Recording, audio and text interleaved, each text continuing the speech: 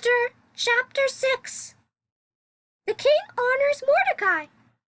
That night the king had trouble sleeping, so he ordered an attendant to bring the book of history of his reign so it could be read to him.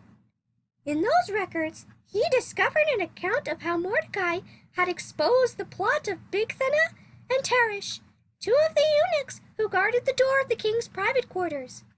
They had plotted to assassinate King Xerxes. "What reward or recognition did we ever give Mordecai for this?" the king asked. His attendants replied, "Nothing has been done for him." "Who is that in the outer court?" the king inquired. As it happened, Haman had just arrived in the outer court of the palace to ask the king to impale Mordecai on the pole he had prepared.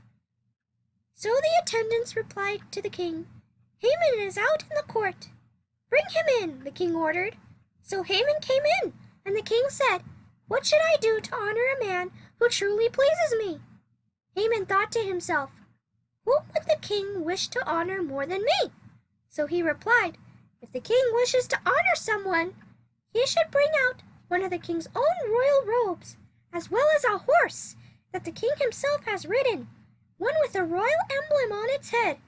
Let the robes and the horse be handed over to one of the king's most noble officials, and let him see that the man whom the king wishes to honor is dressed in the king's robes and led through the city square on the king's horse.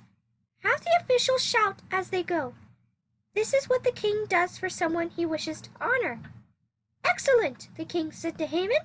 "Quick, take the robes and my horse, and do just as you have said for Mordecai the Jew, who sits at the gate of the palace. Leave out nothing you have suggested." So Haman took the robes and put them on Mordecai, placed him on the king's own horse, and led him through the city square, shouting, "This is what the king does for someone he wishes to honor." Afterward, Mordecai returned to the palace gate, but Haman hurried home, dejected and completely humiliated.